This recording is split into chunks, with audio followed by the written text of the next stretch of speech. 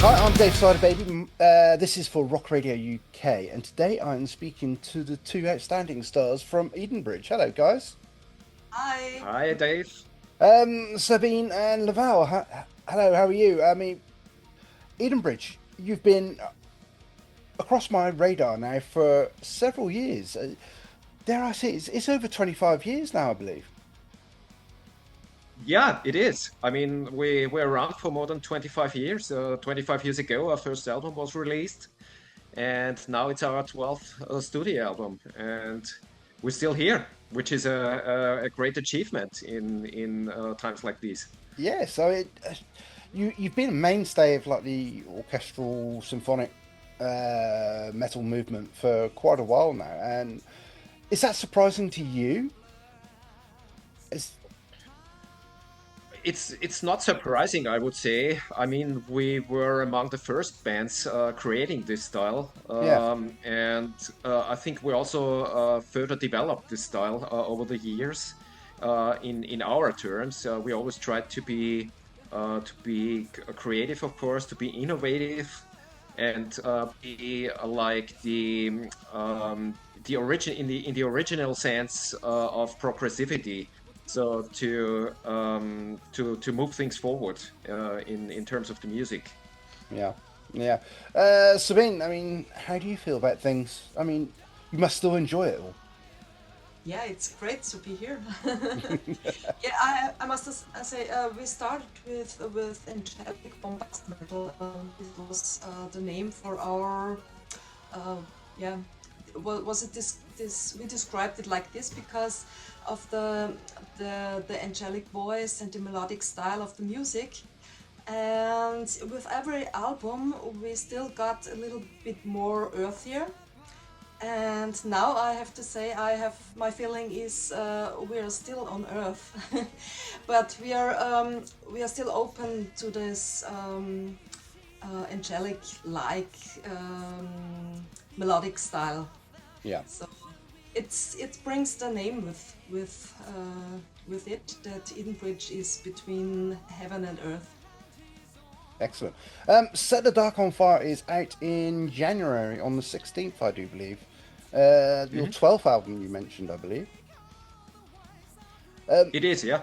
yeah, it seems a little bit darker, a little bit heavier, Earth, earthier. earthier. Yeah, also heavier, of course, also Yes, heavier, it's, definitely. yeah. I mean, I'm loving it. I mean, it's taken me. Well, I've listened to it sort of like 4 or 5 times now, and there are still little things I'm finding in each song. Which I didn't hear that particular thing in the first time round. So it's quite an intricate album as well, which you've been known for anyway. So just tell me about the writing process. Tell me how it all came about. Well, the writing process more or less is always the same. I'm collecting ideas for a certain period of time, and write them down and file them up. And after a certain time, when I feel ready that I have enough ideas, I start to arrange the songs. Sometimes it can happen that I'm getting back to ideas which are a couple of years older. Like this time, it was "Bonded by the Light," the ballad, which I had in the drawer for a couple of years.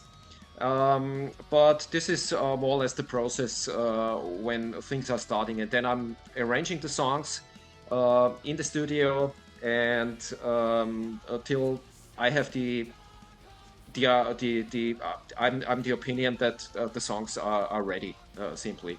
And if I have the feeling nothing more can be added, then we start the actual recordings of the album.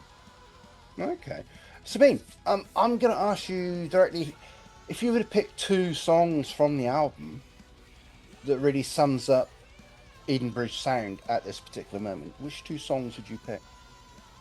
Yeah, I would say it is the long track. It is the spark of Mm, the everything because it's everything there what Inbridge is. It's very atmosphere, very heavy and also very soft, as very different kind of atmosphere. The second one I would choose maybe this Where the Wild Things Are, Hmm. because I think it's very important song also when it comes to the lyrics. I also like this Celtic and Irish atmosphere. Yeah, in the song it's going about Gaia, the power of Mother Earth, Yeah. and it's also the archetype of a primal feminine energy and embodied by Eileen in the video. It's the actress, it's the girlfriend from our drummer, I have to say. Yeah, and represented by passion and untamed power, she is a threat to all routine, and this is one thing we will need for the next years, I think. And yeah, she knows no taboos, and her only faith is in the elements which she feels connected. Thus, Aline is a part of every person on Earth who can reconnect with this energy of liveness. And I think it's important to find this energy in ourselves. And I do my best for the live session. Yeah. This is the current single as well, I believe. It's the second single of the album. Second single. Yes. Current single is the title track, Set the Dark on Fire. Okay. Right. Okay. Right. Sorry, my mistake. No So, problem. Lamvel, same question to you. What two songs sum the album up for you?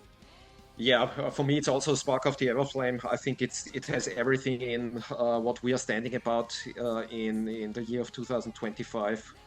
13 and a half minutes. I think everything is packed with heavy riffs, our heaviest riffs maybe so far. Epic themes, mellow themes, a great orchestral mid part.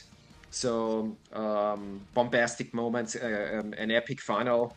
So I think this is one I'm very proud of. As the second song, I find it a little hard to choose, to be honest. I think maybe the Ghost Ship Diaries, because the opening track is a very unusual song It for is. us. It has these heavy riffs, this multi-layered chorus with the choirs and everything, where the choirs are interacting with the lead vocals of Sabine. Then we have this doomy end part. So I would maybe these are the two landmark tracks of the album. Therefore, it's also the opening track and the final track. So I think I would choose those two. Yeah. I've got to say, Lighthouse is another one of my favourites. Yeah, that's a cool one. Yeah. Yeah. And Which one? Lighthouse. Lighthouse. Lighthouse. All right. And Set the Dark on Fire. Yeah, it's yeah.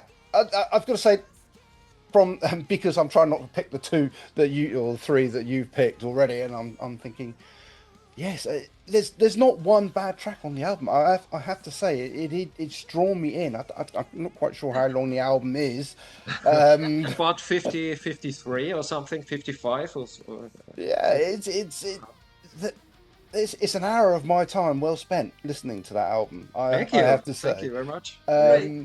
I've not regretted a single second of it. It's just amazing work, and I'm hoping to get to see you at some point live, because I assume you do bring this all to the live stage as well. It must be quite challenging at times, some of the movements and. Yeah, when it comes to the live situation, we are touring in February and March in Europe, but unfortunately the UK is not on the tour plan, which I regret enormously, because we always had a great following in the UK and always great shows there. But for one, even for two shows, coming over with the tour bus and the working visas, we would lose enormous amounts of money. Yeah. So. This is since Britain left the European Union, of course it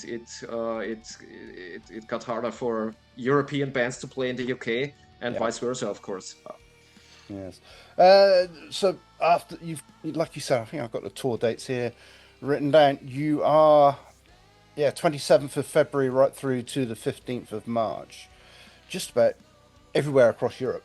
What are the plans then? What happens next? Well, it's a good question. We just signed a direct deal with a Japanese major label called King Records. The album is gonna be released on, I think, 14th of January in Japan. Hmm. And I hope that, of course, Japan is one of the countries in Asia we haven't visited yet. So this would be, of course, a big dream to celebrate our live premiere there. And maybe there are some chances to return to China for the third time. And apart from this, we're waiting for the things to come. So we're open for everything, and let's see where the journey leads in 2026. Excellent, excellent. Well, I think you're kicking off 2026 with one of the best albums of the year already. I mean, it's going to take a lot of beating, I have to say. Um, Set the Dark on Fire is out on the 16th of January. I urge everybody who's listening, everybody who's watching to go forth and buy the album. I assume pre-orders are available now at various websites and stuff. Everywhere. You can pre-order it. I think, yeah, your favorite British mail order, whatever. So I think Steamhammer is doing a great job.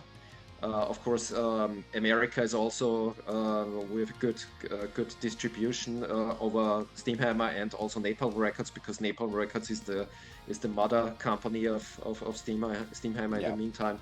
So I think everything is set pretty well for the release, and reviews and media reactions are phenomenal so far. So I'm pretty confident that the album will move some things for us, hopefully. Excellent. Before we go, is there anything you'd like to say to the fans who are listening, who are watching? Davine, some words to the fans? You would All right. I want to thank, of course, our fans for this continuous support over the last 25 years. Especially our British fans are amazing. As usual, many of them also joined into a crowdfunding campaign, which is phenomenal. And I'm really regretting it at the moment that we cannot be able to play in Britain, and hopefully this will change soon, of course. But thanks anyway for your great support over the years. Sabine, would you like Yes, to add? what I like to say as well, because we are very happy when we are looking back to the tours that we did in the UK, and it's a pity that it's not we're not able to come there at the moment, but hopefully this will change someone in the future. And we also want to thank to all the fans, and Excellent. EdenBridge, I wish you all the very best for the future, and hopefully we'll get to meet very soon. Thank you. Yeah, thank you very much, Dave. Thanks for thank the you interview. for your support.